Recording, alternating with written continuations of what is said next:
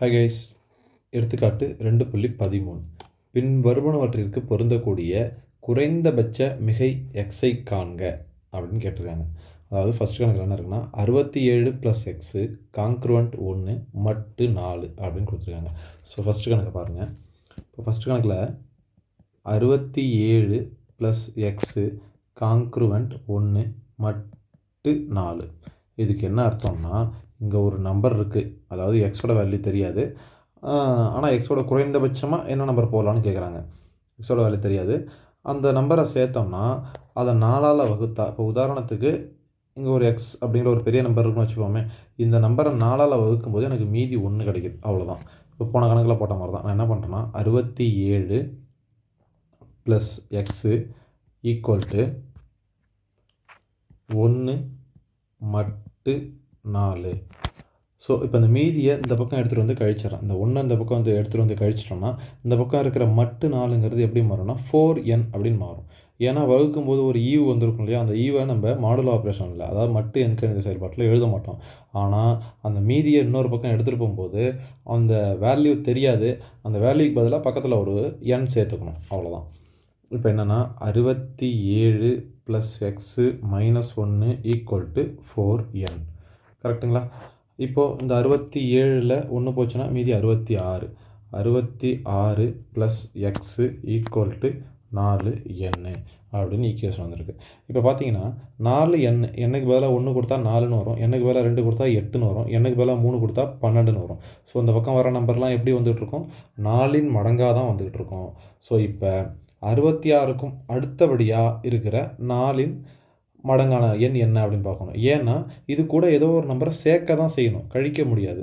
அப்போது 66க்கும் அடுத்து இருக்கிறது. இப்போ 66 4ன் மடங்கானா இல்லை, 67 4ன் மடங்கானா இல்லை, 68 4ன் மடங்கானா ஆமாம் 4ன் மடங்கு தான். ஸோ அப்போ எக்ஸ் ஈக்குவல் டு 2 அப்படிங்கிற வேல்யூ அப்ளை பண்ணோம்னா இந்த கணக்கு சால்வ் ஆகிடும். இப்போ பாருங்களேன், எக்ஸ் ஈக்குவல் டு 2, இதோட கணக்கு முடிஞ்சு போச்சு. இந்த புரிதலையே நம்ம எடுத்து எழுதிடணும். இப்போ 68ங்கிறது 4ன் மடங்கு அப்படின்னு நமக்கு தெரியும், கரெக்டுங்களா? அதனால் இப்போ இந்த எக்ஸுக்கு பதிலாக 2 போட்டாலே போதும், இது 4ன் மடங்கு ஆகிடும். இங்கே இருக்கிற நம்பரும் 4ன் மடங்காக தான் இருக்குது, அந்த எண்ணோட வேல்யூ நமக்கு தெரியாது, அதனால் அது எண் அப்படியே இருக்குது, அதை ஒன்றும் பெருசாக பார்க்க வேண்டாம். இந்த எக்ஸுக்கு குறைந்தபட்சம் என்ன போடலாம். இப்போ இதே சமயம் இந்த எக்ஸ் ஈக்குவல் டு 6 போட்டாலும், இப்போ இதுக்கு பதில் 6 போட்டாலும் 72ன்னு வரும், அதுவும் 4ன் மடங்கு தான். ஆனால் அவங்க என்ன கேட்டுருக்காங்கன்னா குறைந்தபட்ச மிகை முழு தான் கேட்டுக்கிறாங்க.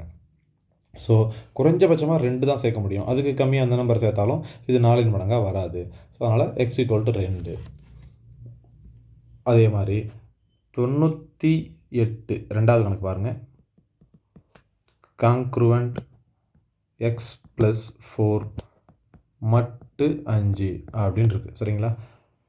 இப்போ இதையும் ஈக்குவல் டு இடத்துல எடுத்து எழுதுகிறோம். 98 - எக்ஸ் + 4, கரெக்டுங்களா?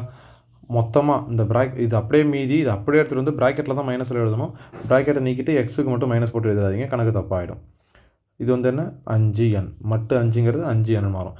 இப்போது இந்த மைனஸ் உள்ளே பெருக்கும், எக்ஸுக்கும் பெருக்கும் 4க்கும் பெருக்கும்.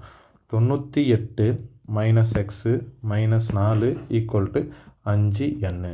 இப்போ 98ல் 4 போச்சுன்னா 94 - எக்ஸு ஈக்குவல் டு 5n, அவ்வளோதான்.